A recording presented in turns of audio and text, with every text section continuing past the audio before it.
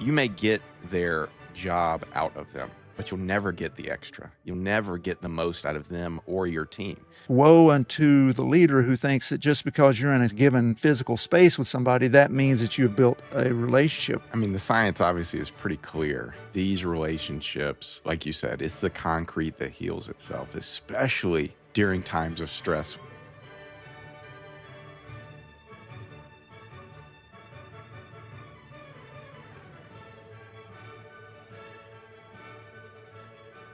Welcome to Science of Leadership, where we explore leadership both practically and scientifically. What makes great leadership, why these things matter, and how we can do them well. Those are the questions we wrestle with through thoughtful discussions and real-world stories. I'm Tom Collins, and I'm joined by my co-host, Justin Hamrick, and we're delighted you've joined us on this journey to becoming a better leader. Today, we're talking about something that probably seems elementary, I guess, but it's often severely underappreciated in leadership, and that's building relationships. Something nice to have once the real work is done. But the truth is exactly opposite. Relationships are not separate from the work of leadership. In many ways, they are the work of leadership. Tom, I couldn't agree more. You always keep going back to this. I'm a team guy. It seems like when most people talk about leadership or write about leadership, they talk about mission statements and core values and strategy and execution. But when it really boils down to a lot of teams, which leadership is, it's the space between people. It's the relationships. That's right. Leadership is relational by nature. It's that ability to influence. You can have authority without relationships. You can have a title without relationships. You can even have expertise without relationships, but you cannot lead people well for long without relationships, because if people don't trust you, if they don't feel known by you, if they don't believe you care about them and don't experience connection with you, your influence becomes shallow and fragile. I mean, in practical terms, you may get their job out of them, but you'll never get the extra. You'll never get the most out of them or your team. You know, like a wide receiver, like, yeah, I ran the route. Yeah, but I just need the little extra. Like, and only people who are going to do the extra is when there is a relationship in the entire team. Justin, that's a really key concept of this discussion. It's being able to accomplish what is possible. If we don't have that relationship with them, they won't do what's possible. Building relationships is not about faking warmth toward people. It's not about collecting friendships. It's not about lowering the standards by any means. It's about really creating the human connection that allows trust and candor, resilience, and coordinated effort to grow. Leaders who ignore this eventually are going to pay the price for it, right? I mean, the communication is going to start to suffer. It'll get thinner. Feedback will not be legitimate. It'll be filtered. They're not going to feel the need to bring up problems that previously they might have. Problems are going to get hidden. People will become disengaged and teams become transactional. The entire thing is transactional. Like, am I doing my job? Well, yeah, you're doing your job, but we need more. Right. And that's why today I think let's talk about building relationships, why that matters, what it looks like in practice, how leaders can do it better. Well, let's start where we always start, the what. So let's define what we're talking about. So, you know, this is a very nebulous thing, relationships. I mean, it's got so many different meanings. But when we're talking about leadership and the science of leadership, let's get to the basic question. What does it mean to build relationships in leadership? The first thing that comes to mind is intentionality. I mean, we're talking about building relationships the same way that somebody might build a bridge, literally, not figuratively, but build an actual, civil engineering structure, a bridge. There's intentionality, there's planning, there's effort that goes into that. And that intentionality creates trust and a reciprocal sort of respect for that. It creates human connections with the people that you lead and the people you work with. I think it's getting to know people in really meaningful ways. What makes them tick, who they are, who they're hoping to be, what are they hoping to do? In my book, I talk about this as caring about people. When we do that, we help people feel seen, valued, understood. We create a safe space so that they can be honest. You talked about earlier, people won't bring you feedback and that sort of thing. So we create that safety where when they bring that feedback that we may not necessarily want to hear, it's honest and it's something that's really important. So relationship building often shows up in these sort of very, what we call ordinary behaviors. And learning what matters to people, is a part of that. And following up on things they told you. If somebody tells you something that is important to them, don't just forget about it, because that keeps it transactional. That makes them feel unappreciated, like you don't care. Making time for people when it's inconvenient. Listening carefully, and how often have we talked about listening? Being consistent, telling the truth, being respectful under pressure, showing up in difficult moments, in that moment, I think your leadership is not, certainly it's not positional, it's not authoritative, it's personal really in the best sense of the word, I think. Hmm. It's interesting you mentioned the word intentionality. I think that's a big deal when building relationships. You can't do it on the back end. You can't at the end of the task be like, "Hey guys, I care about you." Like you can't say it. It has to be clear from the beginning that everyone on that team knows that you care about their success. That's the story that's got to be told by the team. Like, hey, our culture is we care about each other. We care about the success of everybody. And that sort of, I like that you brought that back to what you reference in your book of building relationships is caring about people. And that's caring about what makes them tick, but also caring about their success, not necessarily the team's success, although that is part of it, but also their success and them knowing that you being intentional. Like when you're building a bridge, everyone knows when you start building the bridge where you're going on the other side. And that's a Right. great point of like from the first rebar that gets laid, you know where the direction you're going. And I think that same intentionality in building relationships is really important. Like everyone knows where you're going. You don't get to the other side and they're like, and you say, "Oh, I care about you." And they're like, "Well, why didn't I know that back then in the beginning?" So I think that's a great point of the intentionality in it. Yeah. And as you're saying, the intentionality means it is effort, right? It isn't Mm, just passive. It's not just we're here beside each other. I think certainly evidence, science shows that proximity, literally proximity, closeness to each other increases the likelihood of having a meaningful relationship with somebody. We know that. And that's obvious. We become friends with our next door neighbor, not with somebody who's on the other side of the earth. I mean, it's just that, right? But we need to recognize that just because you work with someone every day, that doesn't mean you have a real relationship with them. Just because you sit in meetings together or you exchange emails or, in the case of medicine, you round together, go around and see the patients. That doesn't mean that you've built that relationship. It doesn't mean that you built that understanding. It doesn't mean that you have built that trust that you really need. for some reason, the movie or the series Band of Brothers comes to mind. And there's two sort of leaders, people in position of authority. And one is leading because they want their own success and their own accolades. And yes, the team does what they ask, but then no more. And then another leader comes in that it's very obvious from the very beginning that they care about the team. They're very intentional about it. And what they're able to achieve from that team is very, very different. So it's I don't know why that popped up in my head, but like the sort of two people in the same position, actually one was a higher ranking, were able to do so much different because of the relationships that they had with that group or the people that they were leading. Yeah, I think so many people don't understand this, that just because you're great in what you do, if you're by yourself, you won't be as great as the group of people. None of us is smarter than all of us, and similarly, none of us can accomplish more than all of us. That's math.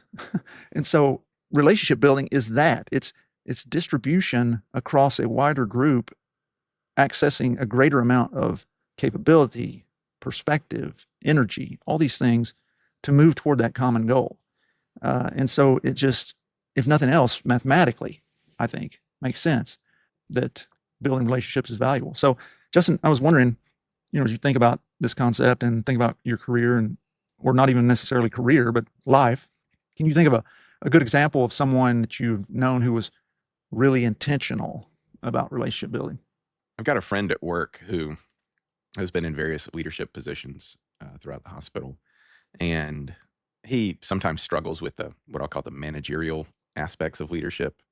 But one thing he has always excelled in is relationships, and he's able to get a lot out of teams due to that. And it's very clear when he walks in a room, he cares about the people in it. He remembers their name. He remembers their kids, what they're involved in, what they like every time, where they're from. Like he's very intentional about it. And what it creates is he makes himself vulnerable because he's opening up a relationship between he and other people. But people respond well to that because he creates a situation where people understand that he cares about them more than what they can do for him. It's really powerful to watch. Let me pause here for a second and remind our listeners that my book, The 4 Stars of Leadership, is now available on Amazon, Barnes & Noble, and essentially all online outlets. It's getting rave reviews, and I'm certain you will find it not only informative, but also inspiring. So I hope you'll order your copy today. Now let's get back to this interesting conversation. Those people create a sense of importance in the other person, like this feeling that, hey, I'm valued, Mm-hmm. right? And that translates, I think, into the person receiving that, the person feeling valued, giving more, being more invested in the relationship, in the activity, in the outcome than they would have been otherwise. As you were talking, I was thinking about if we look at certain people in history, uh, say political history, there's some people who I'm thinking of like Bill Clinton. He has been known for his ability to connect with people Hmm. in a phenomenal way. Like he has the ability to remember something about somebody that he met 10 years ago, right? Like he may have met them in a meeting. Oh, I'm Tom and I've got 2 kids and blah, blah, blah. And he has this superpower. It seems like where 10 years later, he can walk up to somebody and say, hey, Tom, how are your 2 kids doing? And people are like, holy smokes, this guy, A, remembers me, B, remembers something about me that was Yeah. important to me, right? And Yeah. and in that moment, and I don't care what folks' politics are about. I'm talking about a human capability and the ability to connect with people. That's what we're talking about. In that moment, somebody suddenly goes, this guy cares. I'm going to do my best to help him out in whatever way that I can be of assistance, because I'm important to this guy for some reason. And it changes people's perspectives, I think, in a way that's just incredible. Hard to quantify, I think. It's interesting. I think people can smell false humility and can Mm. smell false concern. I think this is probably something that people can work on. But as you're talking about all of that with that example, what I see is it takes effort. Yeah. Like, no effort would be, how's your family? And I'll say effort equals compassion, caring, because that's what relationship, you got to put some energy into it. Effort means I remembered not that you have a family, that you have 2 kids. Hey, how's your oldest son? Is he still playing baseball? Like that took some effort of to save that, put it in your brain. That's going to take up space. That's going to take my energy versus a different approach where you could be trying to achieve the same thing, but you just didn't value it enough to put in the effort, I guess. It's actually taken a moment to think about it, right? So I was thinking about my late father-in-law, and I was thinking about charisma and how people can be charismatic. He was the kind of person who filled up a room, Mm. okay? And he would go and meet people and was typically jovial and this sort of thing, and disarming, I think, for a lot of people. And he had a little bit of that, if we say Clintonian capability, right, to connect with people. But behind the scenes, and this gets to intentionality. Behind the scenes, if he showed up at some sort of gathering, if there was some people there that he's supposed to know, and he didn't necessarily remember all about them or whatever, he would maybe be his wife, maybe be my wife, his daughter. Hey, who is so and so right there? What do they do? Basically get a little prompting, and then he would go over and he would turn on the sort of charisma, if you will. Oh, hey, how is whatever business going, or this sort of thing that he was just prompted on by his wife, my wife, whatever the circumstance may be. In that moment, it's intentionality to say, this is a really important interaction to me. I don't necessarily remember all the material, but I'm going to take the effort to get it before I go into that moment so that they see that I actually care, you know, about them in that regard. So I think that because there are some people that have difficulty with remembering names or that Mhm. sort of stuff, right? You don't necessarily just have to have that right at the front of your brain all the time. Maybe you have some, crutch, if you will, to help you. But at the end of the day, it's about making the effort, making it important in your mind that I'm going to do this. I think that goes a long way. I think that's true. Like, I mean, you study for tests that are important to you. Like, you learn how to play an instrument. You don't naturally just remember where the keys are and how to play notes. For years, I couldn't remember my wife's all sizes of dresses and pants and all that to buy her. So I carried around it in my wallet because it was important to me. I need to Yeah, remember, okay, if I don't want to buy her a right. t-shirt, it's this size. If I want to buy her pants, it's this size, shoe size, this. Like, I mean, it mattered to me. So I had a little card in my wallet if I ever needed to reference it. But it does, relationships are effort. And I think the willingness to put in that effort is what really tells the story. Can I share, like, I've been chuckling as you've been talking, not because what you're saying is inherently funny per se, but a place where my intentionality for the longest time was so off target when it comes to this. Okay. So, in malls, of course, this is framed out of, say, circa 2000. Okay, back when I was in medical school and going to the mall was a thing or whatever. I And hear malls are coming back, so that may actually be a thing yeah, too. well, so maybe some folks out there still remember what a mall is or whatever. But and they have these different brands, and Taylor and all this sort of stuff, right? And so I was always trying to show my then girlfriend, fiance, wife that I really was trying to care, that I was really trying to to be thoughtful, right? And so we'd be going through them all, and there are a couple of stores that are for plus size women. Oof. Okay, and I won't name those. The folks that are listening who know about these sorts of stores know. And it took me a decade to remember that those stores were for plus size women. My wife is not a plus size lady. Okay, and and so I'd be like, oh hey, they have one of these stores, right? Do you want to go in that store? And it would always be like, nothing in that store would fit me, right? Is the So store big and tall? Like, is it where you're? it's no, it's a female, it's a female sort of maybe equivalent. Anyway, so I was trying my best. That's an example of being off target, but anyway, just really ridiculous on my part. So, but great. I like for you that's something that a card with the sizes, Jenny's different things. I think that's actually brilliant, because I think it shows intentionality. It shows that this is important to you, and it allows you to spring ta-da, a gift or whatever to show her that you care. I mean, I think that when we take that time, when we are intentional about, communicating to people that we value them for who they are, it is amazing how quickly, if we step outside of our marriages and that thing, but just people in general, right?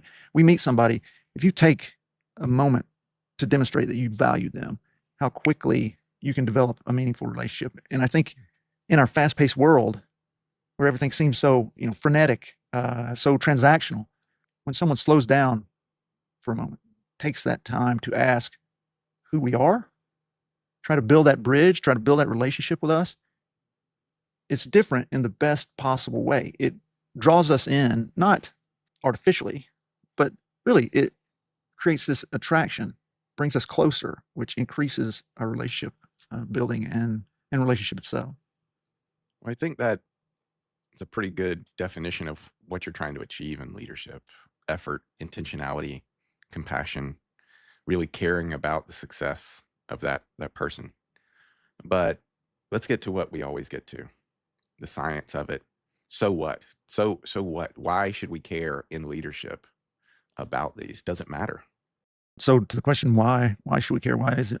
Because leadership, I think leadership effectiveness is really limited when we don't have that relationship. If we go back to that fundamental definition that we use, leadership is influencing others to achieve mutually beneficial goals. Baked into that ability to influence is some kind of relationship. We may be brilliant strategically, we may be hardworking, but if we can't build those strong relationships, we're going to hit a ceiling, right? We're only going to be able to influence to a certain level, and it's not going to be a very high one. Without that, we're just going to be limited in our ability to lead. I think that's very true on so many things. Like I think without that, you're going to be limited on what your team can achieve, and it may be acceptable achievements, but how do you achieve greatness? How many war movies have used the quote, "You're not fighting for X, whatever country it is. You're fighting for the man sitting next to you." Like that's the relationship, and that obviously takes it to an extreme. But like organizations rarely achieve greatness. Teams do, people do, and many times it's people being like, "Well, I can go here," which is what's been asked of me in requirements, or you know what, we're a team, we're in this together, we're going to achieve greatness, we're going to push a little further. And it's the relationships, I feel, that really push people to do that, to do things they don't think are possible, to achieve things that they really didn't think they were capable of, to push themselves, because they're not doing it just for themselves, they're doing it for the person next to them. They'll go above and beyond, as we like to say a lot. Like they'll go outside of it. They want it because they care about the person next to them, and they know the culture is that person cares about them. Yeah, I think if we look at what relationship translates to in our day to day to that end. And we look at those teams that don't have strong relationships. We've been talking about some with strong relationships, but the ones that don't have strong relationships usually have lower trust, which means weaker collaboration, if collaboration at all. They don't give that discretionary extra effort that you were kind of alluding to. They withhold that effort.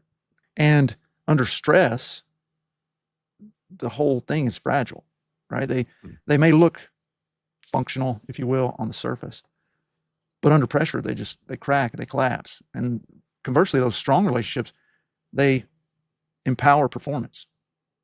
It's sort of like Roman concrete. I don't know if you're familiar with Roman concrete. Until just recently, we couldn't replicate it. And Roman concrete, when it is fractured, actually will self-heal and be stronger. And so it's sort of like that, where with tension, with stress, those relationships that are strong get stronger. Those relationships that are weak fall apart. Do you have a real world example of this, of why it matters? Like, I mean, we started talking in generalities, and we obviously all probably have instances in our own life, but do you have a good example of where relationships actually mattered for the outcome, the objective? If we look across history, we could pick so many, right? And there's Cyrus the Great. I think about him a lot. When it comes to leadership, there's somebody like Herb Keller at Southwest Airlines. Relationship was really important in building Southwest, especially when they got started early. FedEx, Fred Smith, and they didn't have money, and the pilots would pay out of their own pockets for gas and stuff. I mean, it was pretty crazy stuff. But Francis Hesselbein, who was the leader of the Girl Scouts, and very much about relationship. But if I think about like a big, huge example, it's one, and we've actually touched on this before, but it's Sir Edward Shackleton and the crew of the HMS Endurance. And so, brief background: in 1914, Shackleton wanted to lead the first expedition to traverse Antarctica, dog sled and so forth. And they were going to land on one side of it and go across the South Pole to the other side of Antarctica. So it was this big adventure, right? And the advertisement for it that he hung up all over the place in England was it was pretty amazing. Like, I don't remember it exactly, but it's something like, dangerous expedition, high likelihood of failure. You may not return, but if you do, there will be great glory in it. Something like that, right? Like, just like, who in the world is die? But if you don't, right, amazing. You'll be famous, right? Great story to tell. Yeah. So anyway, in 1914, they set out on this expedition, right? And their ship was called the Endurance, and at that time it was a wood-hulled ship. And so they got down to Antarctica, and the ship got entrapped in ice, in this ice flow. And those flows, they just slowly migrate around. And so over time, that ice was just crushing the hull of the ship. And this was months on end that they were trapped. And they didn't have a way out, really. And so it was insane. Like, it's insane to read it, and that it was real. So they had these incredible hardships, and ultimately, against what were truly seemingly insurmountable odds, they made it out of their boat. They traversed part of this ice flow. They took their little lifeboats, sailed out across treacherous parts of the ocean.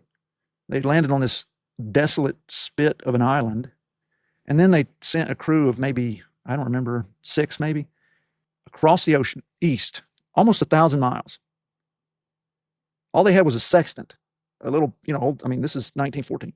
They're looking at the horizon and the sun and whatever, and plotting on a map, water just pouring into their little lifeboat, 890 miles, basically, I think it was, to South Georgia Island.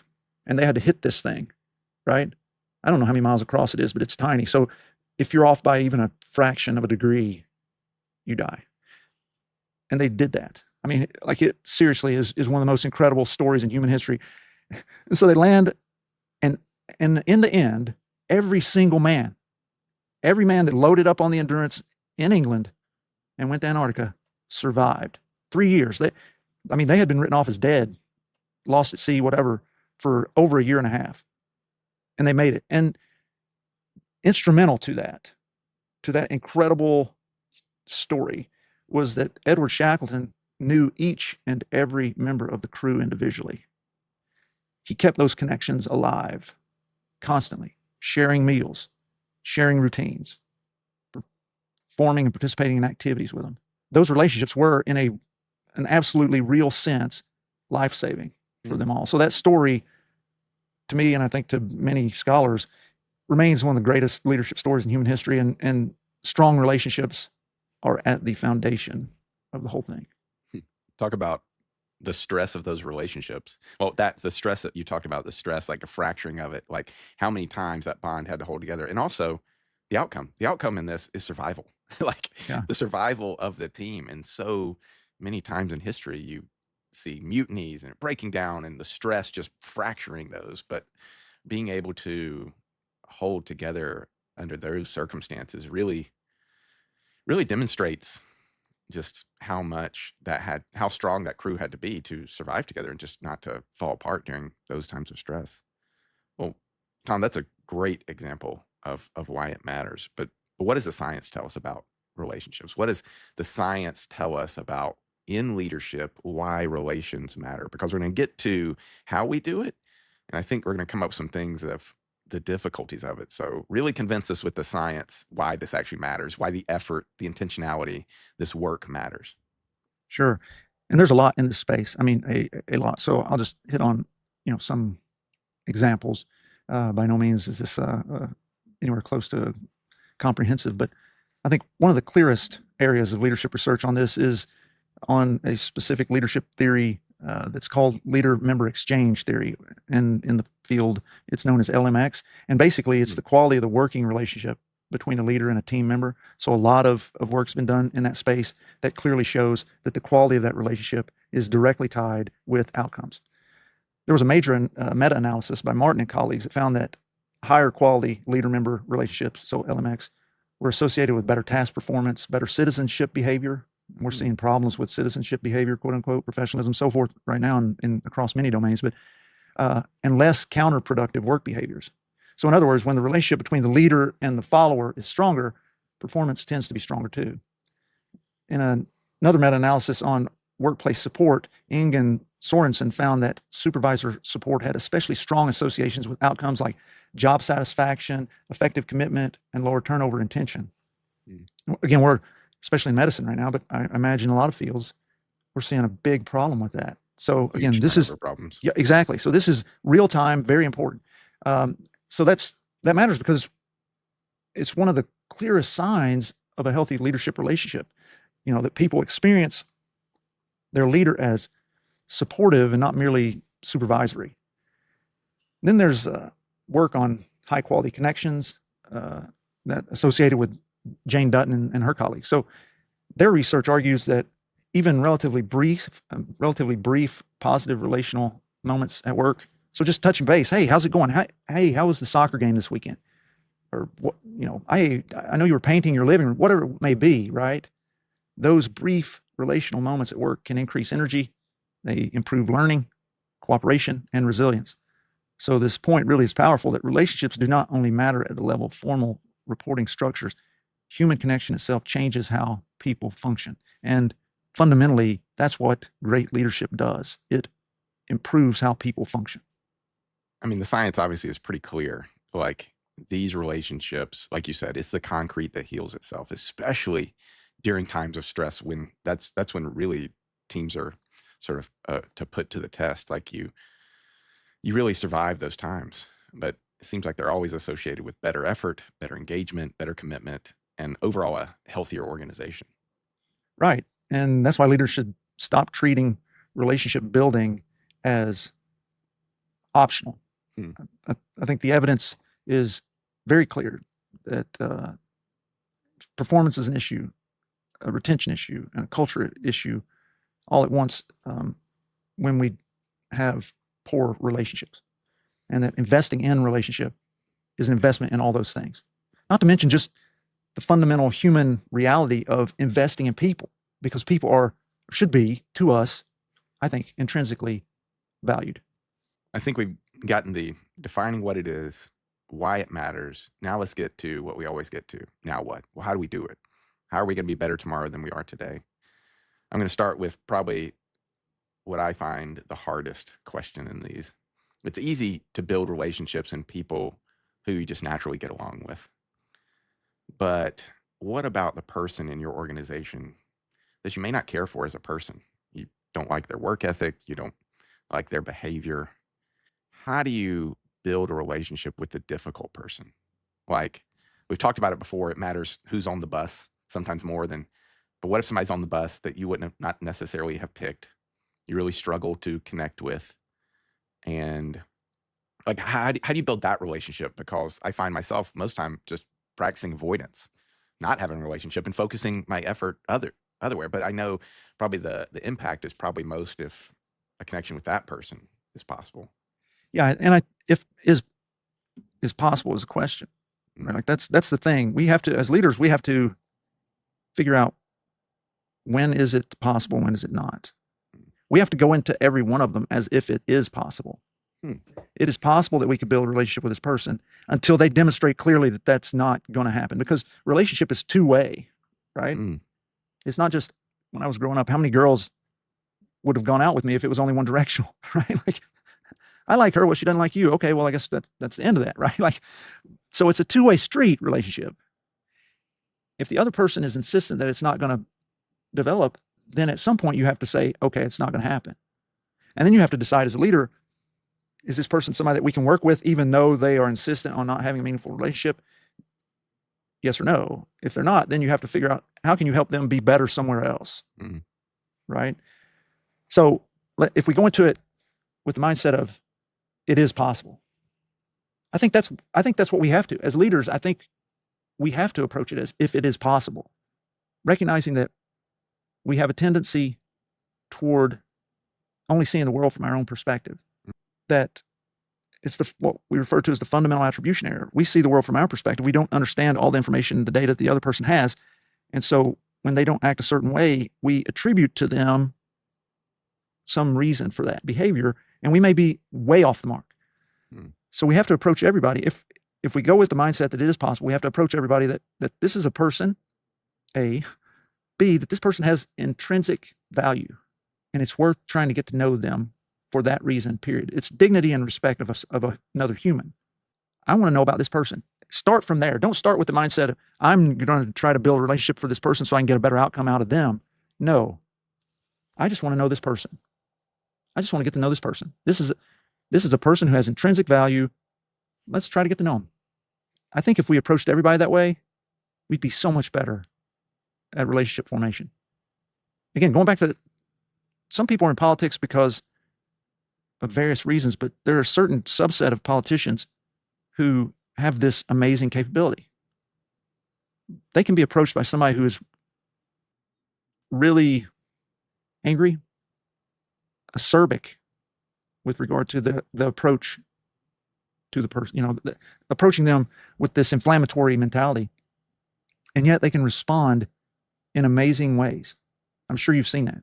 mm, Balanced and calm and respectful, even though they're not being respected, even though it's really coming from a negative place on the other side. And I think fundamentally it's because those people that can do that, and we've certainly got plenty of people right now who don't, but those people who do that, I think it's that they see in the other person value, something of value. And it's amazing how disarming that is. When somebody comes into, let's say, your office and they're angry, they're complaining about something, and you take a moment to actually listen to them and care about their perspective and care about them as a person, because they're expecting you to come to respond in kind, right? To validate their anger. mm, But if you take that moment to listen, to try to understand, not to respond, that's disarming. Because it makes them, I think, in that moment realize, perhaps I'm approaching this mm. in the wrong way. And the temperature comes down, and then you can interact in a way that's meaningful. So I would say those are the things, to answer your question immediately, that come to my mind with regard to how do you go about trying to do this with those people that are really, really difficult. I'm struck by, as you're saying all this, and we'll talk about this on other episodes, and we've mentioned it once before, what a powerful and necessary trait humility is in leadership. Oh, Because that is exactly what you just described. Someone's coming at me, and I've got two responses. they've wronged me, I deserve better, blah, blah, and to react like that versus this person's upset. They have value. I'm going to put not my value aside because that's not what you're doing, but I'm going to put my agenda aside and I'm going to help them. And we've talked about this before. A leader cares more about the success of his team members or her team members than of their own. And that's humility also. I mean, this, like everything you were saying is just so wrapped up in humility and it's not about me. It's about us. It's about our team. I mean, a marriage is and any romantic relationship is always such a perfect example of that. It's us. It's not me. If I'm always looking at me, this will never go right, and it'll always be. But it's shocking in what you were saying, just how much humility came to the forefront of that.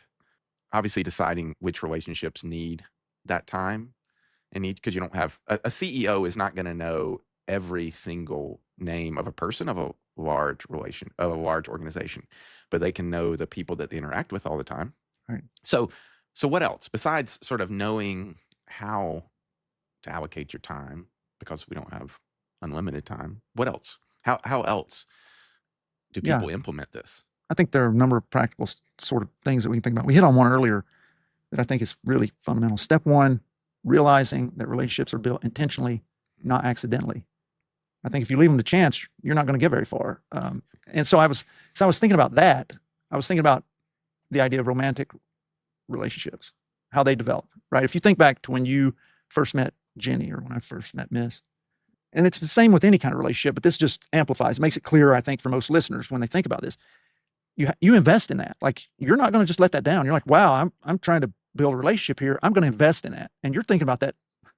I mean, when you're a young man, you're thinking about that all the time, right? Like, you're nonstop, like, holy smokes, here's this person. I want to have this, and so you're really investing in that relationship. And when you do, they grow. And if you don't, think about if you wouldn't have invested in that, if you wouldn't have really put forth the effort to try to build that relationship, it would have died.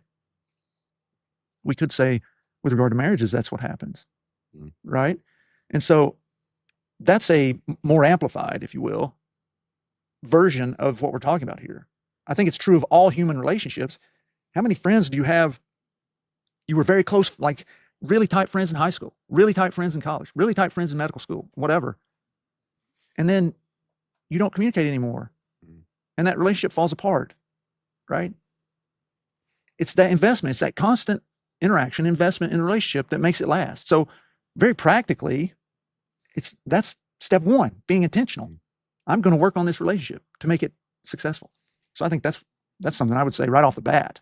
Another, as I think about this is relationship building practices, another practice, if you will, again, this gets to what I was just talking about with whether romantic relationships or others, is being consistently present. We don't trust people when they're absent, especially when we talk about leaders. If the leader's never there, we don't trust them, right? Our human mind tends to, if we don't have information, if we don't know the story, we tend to write a story. And amazingly, we almost always write a negative story. And so the same is true with the absent leader. Presence means being available, means being attentive, being engaged enough with people that they don't feel like they're interruptions in your real work. So that's something I would think of. Another thing is to learn people beyond their role. And so I hit on this earlier. We need to know what matters to our people. We've got to know what they're trying to become, what pressures they're, carrying, whether it's at work or maybe it's outside of work. We need to know something about their family, their aspirations, frustrations, strengths, places where they're challenged. When we only know what someone does and not who they are, then if we want to call it a relationship, it's not very robust at all. It's thin, if anything, a veneer. So I would say that's another thing. I'd add a third thing, and that's sort of goes along with intentionality is follow-up. Like we were talking like, you meet a person, I'm going to remember their name, John, 3 kids, John, 3 kids. I say it to myself 3 times just to try to cement it into my memory. But then you got to do something with that information. You've got to go back to them. John, how are your 3 kids doing? Your son had a baseball game the other day. I did this to somebody the other week in the hospital. I talked to them for a few seconds in the elevator, and they said they were leaving work to go to their son's first high school baseball game. So I saw them like the next. It just happened to see them Monday. This person I almost never see in the hospital. I was like, "Hey, how'd that first baseball game go?" And I think it floored them that I asked about that. Like, 'cause it was just something that mentioned in passing, but the effect that that follow up had on that person and our relationship going forward, it is enormous. Another sort of practice, or I guess point, that we've mentioned multiple times before, and my kids actually came home with some piece of paper in elementary school that had these 7, things on them, and one was seek first to understand, then to be understood. That's a huge point in building any relationship, is being present, like you mentioned, being a good listener, and I'm going to understand. I'm not just waiting to respond. Absolutely. That's something that I've worked hard on, listening to really understand what somebody's saying, to the point that sometimes I'm so focused on what they're saying that when they stop and they're expecting me to just mouth vomit something back at them, because that's how it usually goes, they're a little shocked that and I'm almost lost in just thinking about what they're talking about. And I have to clarify, I was just actually thinking about what you're saying. And then I can maybe respond to them. But it can be shocking to people when you actually take that time, that effort to listen. I think a lot of leaders listen while preparing their response, defending themselves, looking for the quickest fix, right? Like somebody comes with a problem and they're not listening to the person, may not be looking for you to fix the problem. They may just be wanting you to understand that they're frustrated. And if you jump to fixing the problem, you have missed the point of the conversation. And so I actually get to this in one of the chapters in the book, is actually understanding what is this conversation that we're actually having. Because most of the time people have two different conversations. The person who's bringing the problem is actually talking about one thing. Maybe it's emotion, maybe it's just sharing that. And the other person is talking about, how do I fix it? Or how do I defend against this? Or whatever it may be. And so they're not communicating, right? Relational trust grows when people feel fully heard. So that listening, really listening, is one of the purest forms of respect, and it cultivates that relationship in ways that is hard to replace. I would say that aspect is probably no more important in history than it is right now. You think of how many people, when you're talking to them, are like this. I'm like, when you're saying that, I'm thinking how many times I've been talking to somebody and they've been either staring at their phone or they're multitasking or doing something, and I'm like, they're not, and they're just like, and then immediately start talking. Yeah. And then the example you gave of good listening, really trying to understand what they're saying, is just so important. And then follow up on that. There's consistency. We have to be consistent in this. Then consistent is being truthful, being honest about it. So consistency seems to be another important thing in this. Right. Absolutely. Yeah. If we look at inconsistent leaders, they're hard to trust. You don't know what they're going to do next, right? We're experiencing that. If your tone, openness, availability, treatment of people change moment to moment drastically based on your stress level or the status of the person who's in front of you, the relationships that they may or may not have, what they bring to you, that whole thing, the whole relationship, the whole understanding of each other suffers, falls apart. People trust what is steady, what is consistent.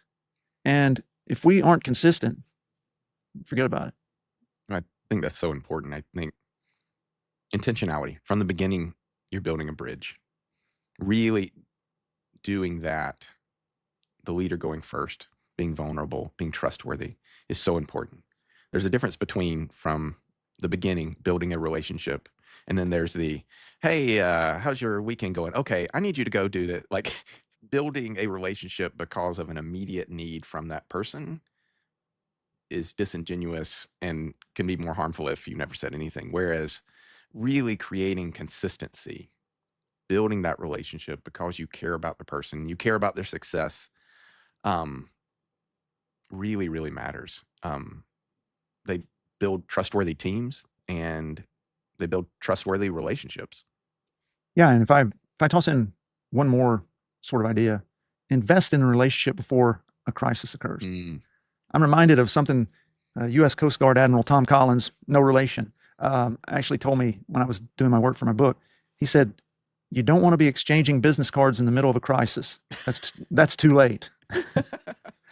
And he was talking about, hey, look, if legitimately there's some crisis going on, an oil tanker has ruptured, something's on fire, whatever it may be, you want to have those relationships ahead of time with people so that you can address the problem in there, right? You can work together.